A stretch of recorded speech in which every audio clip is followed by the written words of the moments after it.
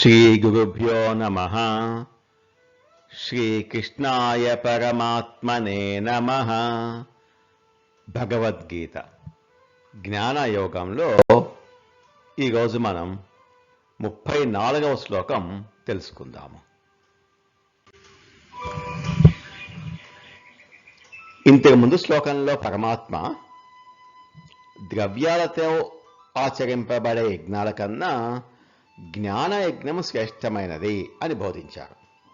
మరి ఆ సర్వోత్తమమైన జ్ఞానాన్ని ఎలా సంపాదించుకోవాలో ఈ 34వ శ్లోకంలో చెప్తున్నారు. తద్విద్ధి ప్రణిపాతేన పరిప్రశ్నేన సేవయా ఉపదేక్ష్యంతి తే జ్ఞానం జ్ఞానినస్తత్వదర్శినః. ఆ జ్ఞానాన్ని తెలుసుకోవాలంటే ఏం చేయాలంటే సద్గురువుని ఆశ్రయించాలి. ఆశ్రయించి ఏం చేయాలి అంటే ఆయన ముందు సాగిలపడాలి. ప్రణిపాతేన మానసికంగా శారీరకంగా అన్ని విధాల ఆయనను దాసోహమయ్యి ఆయనకు శరణాగతి పొందాలి. ప్రణిపాతేన శరణాగతి అయిన తర్వాత ఆయనకు సేవ చేయాలి. సేవయా గురు శుశ్రూష బాగా చేసుకున్న తర్వాత పరిప్రశ్నేన వినయముతో ఆయనను ప్రశ్నించాలి. అప్పుడు ఆయన నీకు తత్వజ్ఞానమును ఉపదేశిస్తారు. ఉపదేక్ష్యంతి తే జ్ఞానం. ఎవరిని గురువులుగా ఆశ్రయించాలి అంటే జ్ఞానినః తత్వదర్శినః. జ్ఞానులను మరియు పరమాత్మ తత్వమును అనుభవం పొందిన గురువులను ఆశ్రయించాలి. నీవు పరమాత్మ తత్వమును అనుభవం పొందిన జ్ఞానుల వద్దకు వెళ్ళి ఆ జ్ఞానమును తెలుసుకొనుము. వారికి దండ ప్రణామములు శరణాగతి పొందుట వలనను సేవలు చేయట వలనను వినయముతో ప్రశ్నించుట వలనను సాక్షాత్కారం పొందిన జ్ఞానులు సంతృప్తి చెంది నీకు ఆ పరమాత్మ తత్వ జ్ఞానమును ఉపదేశించెదరు అంటున్నారు శ్రీకృష్ణ పరమాత్మ. జ్ఞానాన్ని పొందడానికి 3 మెట్లు చెప్పారు పరమాత్మ. ఒకటి ప్రణిపాతేన. ప్రణిపాతం అంటే పూర్తిగా శరణి వేయటం లేదా పాదాలకు నమస్కరించడం. గురువు యొక్క పాదాలకు దాసోహమై అహంకారాన్ని విడిచిపెట్టి అణకువతో వారిని సమీపించాలి. శిష్యుడు తాను గురువుకు సమానం కాదు అనే విషయాన్ని గ్రహించి వినయంగా ఉండాలి.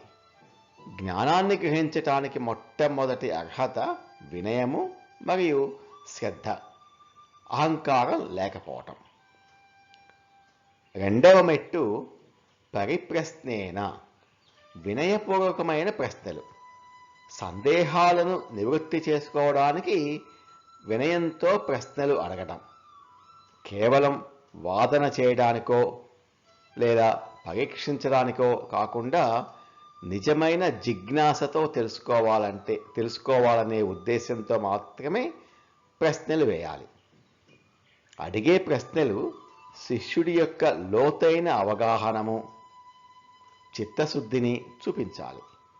గురువుని మెప్పించడానికి లేదా పరీక్షించడానికి కాకుండా తన సందేహాలను తీర్చుకొని జ్ఞానంలో స్థిరపడటానికి ఈ ప్రశ్నలు ఉపయోగపడతాయి. మూడవ మెట్టు సేవయా. గురు సేవ ద్వారా. సేవ అంటే గురువు పట్ల నిష్కల్మషమైన భక్తితో నిస్వార్థంతో సేవ చేయటం.